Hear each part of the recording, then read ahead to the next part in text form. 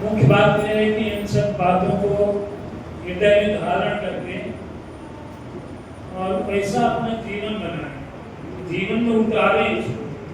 खाली सुनना नहीं, सुन के छोड़ देना नहीं है, उसको जीवन में अपनाए, रोजमर्रा के जीवन में, तब उसका हमको फायदा होगा।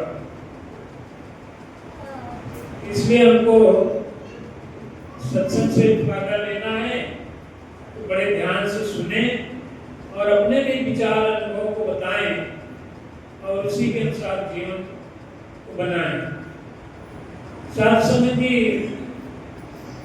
थोड़ा सा बता देना चाहते हैं। अक्सर लोग भूल जाते हैं और यहाँ बताना भी चाहते हैं तो समय नहीं रहता, भूल जाते हैं। भाई देखिए, पुरुष जो है पुरुषों को ही चरण छुए, पुरुष जो है महिलाओं के चरण न छुए, स्पर्श न करें, दूर से नमस्कार कर लें बस। इसी तरह से महिलाएं भी, जो माताएं बहनें, वो पुरुषों के पैर न छुए, दूर से नमस्कार कर लें। पैर छूना है तो अपने घर में अपने पति हैं, सास ससुर हैं, उनके पैर छुआ करें, रोज सुबह उठ के पैर छुए, अच्छी आदत है। और देखिए, नमस्कारी करना आप लोग आते हैं सीधे, तो एक ही जगह धरती पे नमस्कार कर लें बस, इतना काफी है, सबका नमस्कार हो गया। जगह जगह नमस्कारी ना करते रहिए, तो एक जगह नमस्कार कर लें, उसके बाद अपने स्थान पर बैठ जाएं और सत्संग सुनने में मन लगाएं। क्योंकि बार बार हर एक आदमी को नमस्कार करते रहते हैं तो डिस्टर्बेंस होता है। इतना ध्यान रखें, इसे धीरे धीरे एक एक चीज हर हमेशा बताई जाती रहेगी। तो शासन जी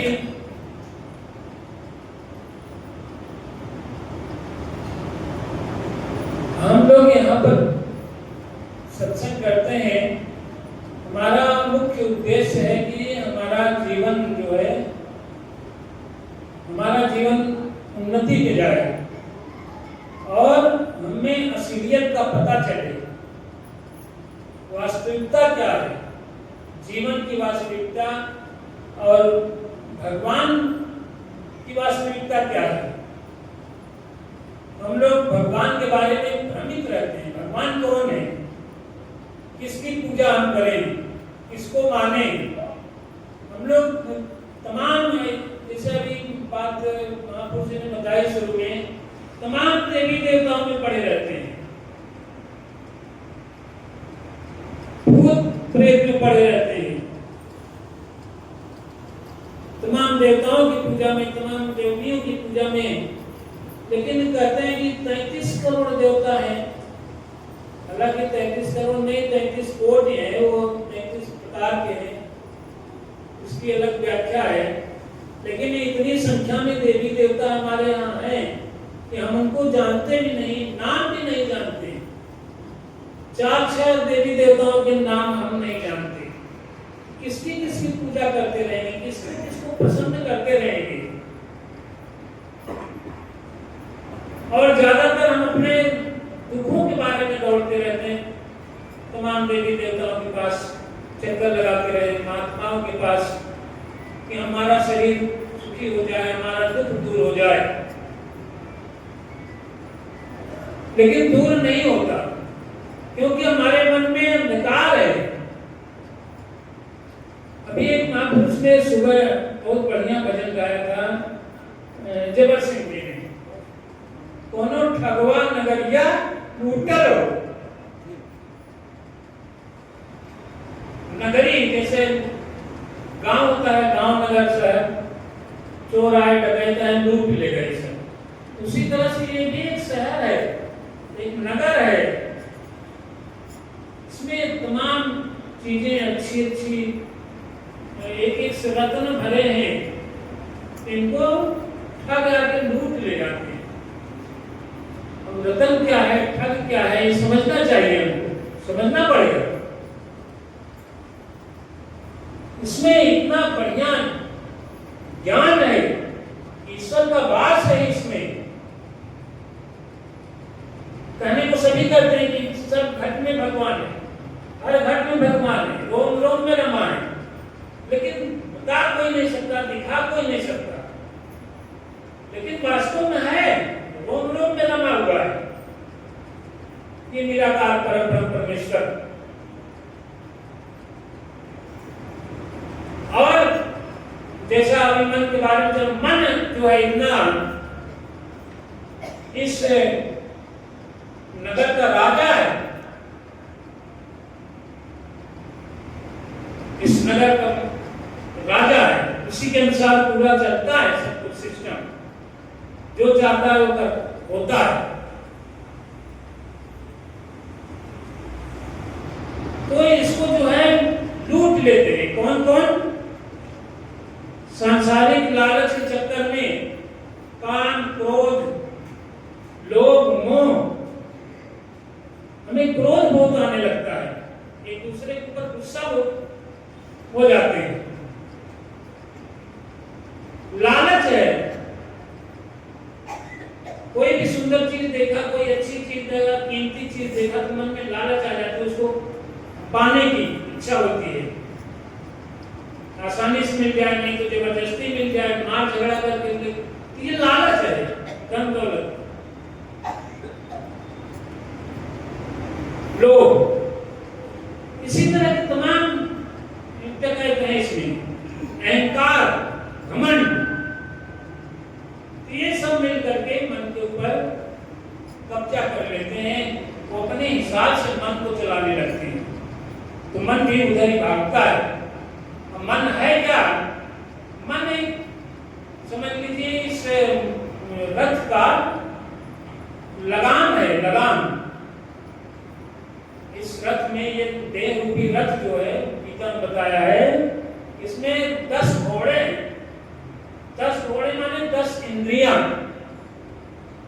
5 ज्ञान इंद्रियां, 5 कर्म इंद्रियां, 5 कर्म इंद्रियां, हाथ, पैर और मुंह, त्वचा, ये सब चीजें, और ज्ञान इंद्रियां, कान, नासिका, नेत्र, और ये त्वचा होती है, ये सब ज्ञान इंद्रियां हैं। इनसे हमको संसार की वस्तुओं के बारे में जानकारी प्राप्त होती है,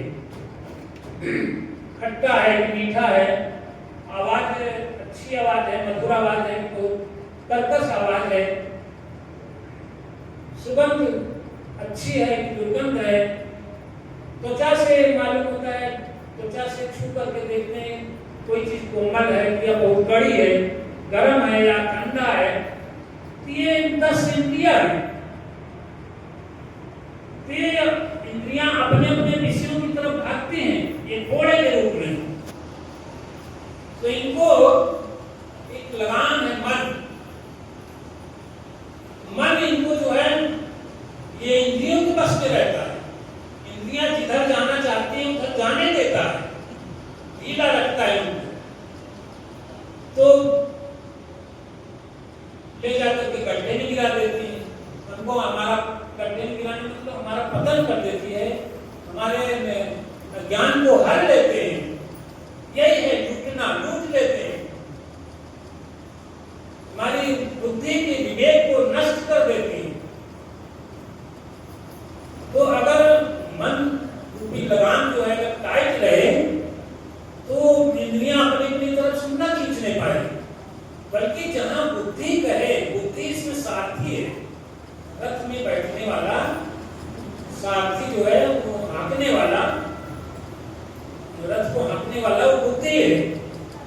तो वो बुद्धि लगाम को टाइट करके मन को जिधर कहे उधर घोड़ों को ले जाए, तब जो है हमें सही रास्ते पर, सही मार्ग पे लेके चली जाएगी। बुद्धि अगर हमारी ज्ञानवान है, विवेकी है, बुद्धि की सोच भी अलग अलग है। अगर सद्गुरु का ज्ञान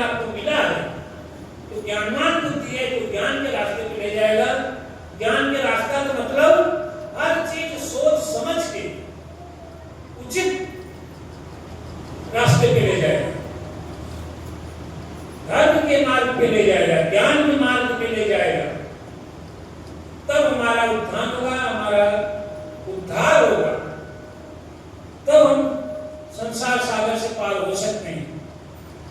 नहीं तो इसी संसार सागर में और सागर में फंसे रहेंगे। तो ये है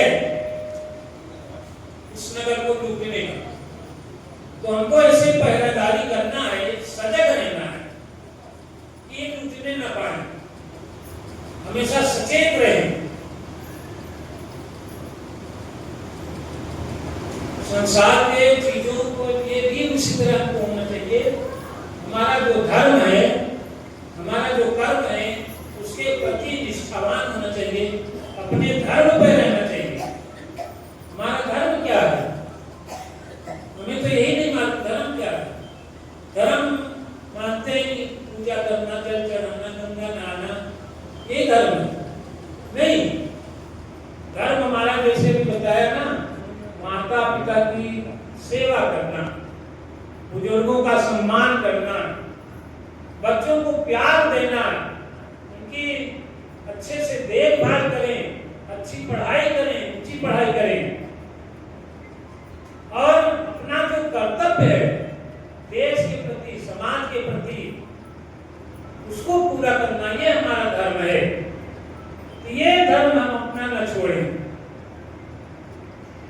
इस धर्म पर रहेंगे तो हम जो है हमारा जीवन सुखी रहेगा, और ज्ञान, सदगुरु का ज्ञान लेकर के उसके अनुसार हम काम करेंगे तो हमारा भव सागर से बेड़ा पार हो जाएगा।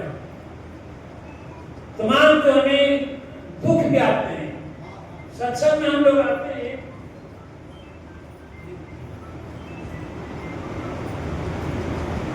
ज्यादातर लोग बीमारी, दुख के बहाने आते हैं।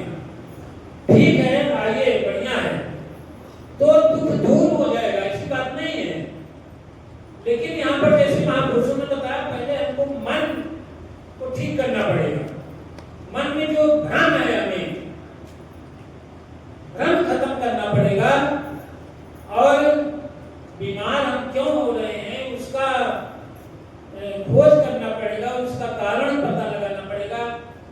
हम खाने पीने से बीमार होते हैं, जो हमें सूट नहीं कर रहा है वो खा रहे हैं, बिना भूख के खा रहे हैं, ज्यादा खा रहे हैं, बिना टाइम के खा रहे हैं।